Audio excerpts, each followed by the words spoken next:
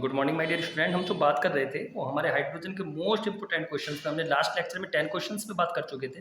Next question जो है 11 number, वो क्या कह रहा है कि which of the following compounds is ionic. उसने कहा है कि निम्नलिखित में से कौन सा यौगिक आयनिक है।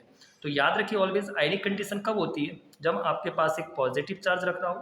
कहने का मतलब क्या है, एक मेटेलिक हो, एक कैसा हो आपका धातु हो, मेटेलिक हो, और उसके साथ दूसरा कौन जनरेट हो रहा हो, नॉन मेटेलिक।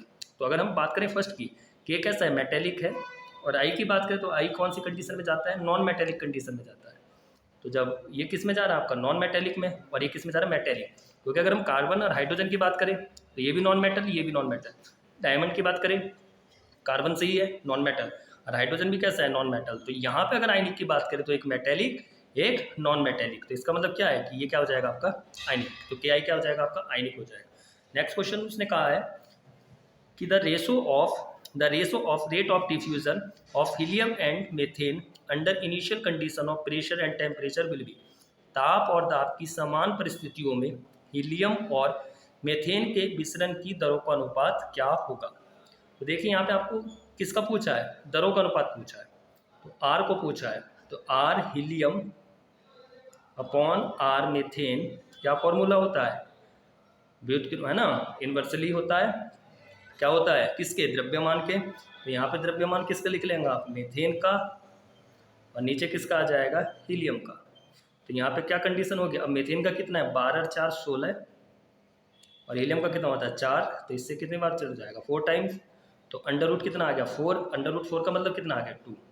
तो r helium r C H four ratio, r helium ratio r C H four equal 2:1। तो कौन सा ऑप्शन हो जाएगा आपका, सेकंड। नेक्स्ट क्वेश्चन देखते हैं। नेक्स्ट क्वेश्चन में उसने कहा है कि which is least soluble in water, इनमें से कौन जल में सबसे कम विलय है। याद रखिए which is least soluble in water, याद रखने वाला क्वेश्चन है, इनमें से कौन जल में सबसे कम विलय है। तो याद रखिए जो सल्फाइड कंडीशन होती है, अगर हेलोजन और सल्फाइड की कंडीशन में बात करें तो सल्फाइड क्या होता है आपका, कम सॉल्युबल होता है। ये याद रखने वाला क्वेश्चन, इसको याद रखिए। Hydrogen is evolve by the action of cold dilute HNO3 on. निम्न में से किसकी अभिक्रिया ठंडे तनु HNO3 से कराने पर हाइड्रोजन निकलती है। तो देखिए इस क्वेश्चन को आप इलेक्ट्रोकेमिकल सीरीज से याद रखिए, इलेक्ट्रोकेमिकल सीरीज से याद रखना है, इलेक्ट्रोकेमिकल सीरीज। अगर हम इलेक्ट्रोकेमिकल सीरीज की बात करें, विद्युत रासायनिक श्रेणी की बात करें, किसकी बात करें, विद्युत रासायनिक श्रेणी की, उसमें याद रखना है कि जो Fe से ऊपर है, जो क्या है, Fe से ऊपर है। तो जो Fe से ऊपर है वो हमेशा क्या करते हैं, कोल्ड डाइल्यूट HNO3 से रिएक्शंस करके विद्युत रासायनिक श्रेणी में जो Fe से ऊपर है वो कोल्ड डाइल्यूट HNO3 से रिएक्शंस करके क्या निकाल देते हैं, आपका हाइड्रोजन गैस निकाल देते हैं।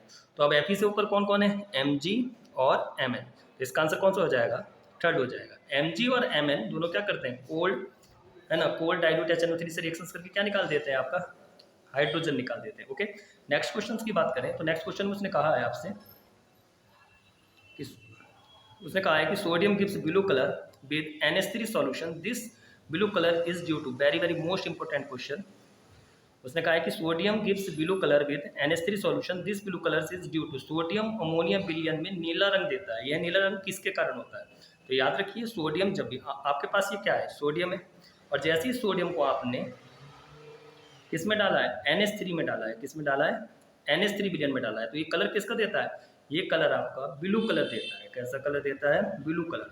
तो उसने कहा है कि ये ब्लू कलर किसके कारण आता है। तो ऑलवेज याद रखिए ये जो ब्लू कलर आता है ये ऑलवेज अमोनिएटेड, क्योंकि अमोनिया में डाला है तो अमोनिएटेड इलेक्ट्रॉन के कारण आता है। किसके कारण आता है, आपका अमोनिएटेड इलेक्ट्रॉन के कारण। ओके, नेक्स्ट क्वेश्चन देखते हैं।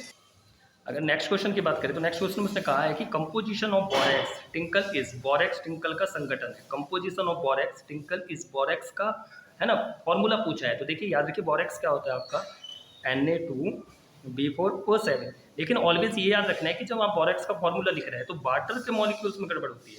तो वाटर के मॉलिक्यूल्स ऑलवेज कितना होता है इसमें, 10H2, कितना होता है 10H2। तो बोरेक्स का क्या फॉर्मूला हो जाएगा आपका, Na2B4O7 इंटू 10H2। ओके, याद रख लेंगे। नेक्स्ट क्वेश्चन उसने कहा है कि in the reaction I2 + 2H2O3 negative 2Y negative plus SO4 है ना S4O6 2 negative, the equivalent weight of iodine will be equal. उसने कहा है कि I2 + 2H2O3 negative 2Y negative plus S4O6 2 negative, इस अभिक्रिया में आयोडीन का तुल्यांकीय भार किसके बराबर है। तो देखिए आपका यहाँ से क्या बन रहा है, यहाँ पे आपका आई निगेटिव से, सॉरी आई टू से क्या बन रहा है आपका 2i निगेटिव बन रहा है।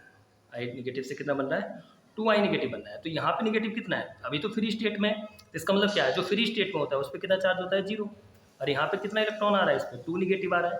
तो इधर 2 निगेटिव है, इधर कितना आ रहा है 0। अब इसको जैसे बैलेंस करेंगे आप, तो यहाँ पे क्या बनेगा, इक्वल करना है, तो 2 इलेक्ट्रॉन 2i निगेटिव। तो अब इधर भी निगेटिव चार्ज 2 है, इधर भी, तो इक्वल हो गया। अब जब हम इक्विवेलेंट वेट निकालते हैं, तुल्यांक की बाहर निकालते हैं, तो इक्विवेलेंट वेट इक्वल क्या होता है, equivalent weight equal molecular weight upon अणुभार, है ना, नंबर ऑफ गेन इलेक्ट्रॉन या लॉस इलेक्ट्रॉन। तो गेन कितना किया उसने, 2 इलेक्ट्रॉन गेन कर रहा है, तो मॉलिक्यूलर वेट अपॉन 2, तो कौन सा आंसर हो जाएगा, मॉलिक्यूलर वेट MW/W लिख लेते हैं, मॉलिक्यूलर वेट बाई 2। ओके, इस तरह से किसी भी रिएक्शंस में आप ये देखिए नंबर ऑफ गेन या लॉस इलेक्ट्रॉन से मॉलिक्यूलर वेट को डिवाइड कर दीजिए, तो वो क्या आ जाएगा, उसका इक्विवेलेंट वेट आ जाएगा। ओके, नेक्स्ट क्वेश्चन में उसने कहा है कि एन आइसोएस्टर्स इज, नेक्स्ट क्वेश्चन में उसने बोला एन आइसोएस्टर इज, आइसोएस्टर्स है, आइसोएस्टर्स क्या होते हैं। देखिए आइसोएस्टर्स की अगर मैं बात करूं तो आइसोएस्टर्स क्या है, number of atom and number of electron same.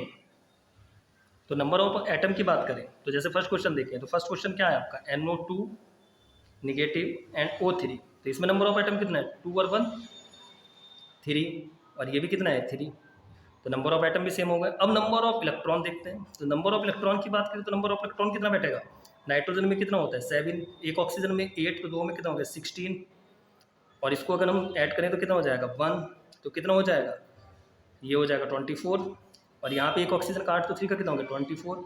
इसका मतलब क्या है, ये आपका क्या है आइसोएस्टर्स है। अगर हम इसमें बात करें CO2 और N2O में, तो CO2 में कितने बैठ रहा है 1 और 2 3, और N2O में भी कितना एटम बैठ रहा है 2 और 1 3, तो नंबर ऑफ एटम 3 3। और इसकी बात करें हम तो कार्बन का कितना होता है 6, और ऑक्सीजन का कितना है 16, एक ऑक्सीजन का 8 2 का 16, तो कितना हो गया 22, एक नाइट्रोजन का 7 2 का कितना होगा 14 + 8 22, तो ये भी हो गया है। इसकी बात करें तो यहाँ नाइट्रोजन है, फास्फोरस से हो ही नहीं सकता क्योंकि इसका 7 है, इसका कितना है 15 है, इसका कितना है 16 है, इसका कितना आ रहा है भाई 32 आ रहा है, तो ये तो नहीं होगा, तो कौन सा हो जाएगा, इसका आंसर हो गया 4th, first and third. Okay, next question की अगर हम बात करें तो नेक्स्ट क्वेश्चन में उसने क्या बोला है कि what is the equilibrium expression for the reaction P4 + 5O2 P4O10 उपरोक्त अभिक्रिया के लिए साम्यावस्था व्यंजक है। तो देखिए साम्यावस्था व्यंजक की बात करें तो किस पर डिपेंड करता है, ओनली गैस पर, तो सॉलिड पर तो नहीं करेगा, तो इस पे भी नहीं करेगा। याद रखिए हमेशा साम्य है ना, जो साम्यावस्था कौन होता है, जो आपका इक्विलिब्रियम कांस्टेंट होता है वो किस पे काम करता है, ऑलवेज गैस या लिक्विड, प्योर लिक्विड पे काम करता है, मेनली तो गैसियस पे करता है, तो वो गैसियस पे करेगा। अब यहाँ पे सॉलिड है, ये भी सॉलिड है, तो इस पर तो करेगा नहीं, इस पे करेगा। तो जैसे ही आप इसके लिए निकालेंगे तो क्या कंडीशन बनेगी, प्रोडक्ट, तो प्रोडक्ट क्या है आपका सॉलिड, तो इस पर तो डिपेंड नहीं करेगा, तो इसको क्या मान लिया हमने 1। अब इसमें P4, ये भी सॉलिड, इस पर भी नहीं करेगा, इस पे करेगा, कितना O2 है, मोल कहाँ चले जाते हैं पावर में, तो Kc = 1/O2 का 5, तो कहाँ है O2 का 5 नहीं, तो क्या है ये वाली कंडीशन फॉलो करेगा, क्या हो रहा है 1/O2 का 5, ये कंडीशन बनेगी। और नेक्स्ट क्वेश्चन की अगर हम बात करें कि the suitable indicator for strong acid and weak base is, कि प्रबल अम्ल तथा दुर्बल क्षार के लिए उचित सूचक है the suitable indicator for strong acid and weak base, तो ऑलवेज याद रखिए फिनोप्थिलीन, तो ये याद रखने वाला क्वेश्चन था। तो ये अब तक मैंने है ना आपको 10 क्वेश्चंस कराए इस लेक्चर में, वेरी वेरी मोस्ट इंपॉर्टेंट, जितना भी क्वेश्चंस आपको मैं दे रहा हूँ इनको एवरीडे जो 10 से 20 क्वेश्चंस आपके आते हैं इनको प्रिपेयर करिए। 30 अप्रैल तक मैं आपको इतना क्वेश्चन प्रैक्टिस करा दूंगा, इससे बाहर आपको नीट 2023 में एक भी क्वेश्चन इससे बाहर नहीं मिलेगा। Okay, take care.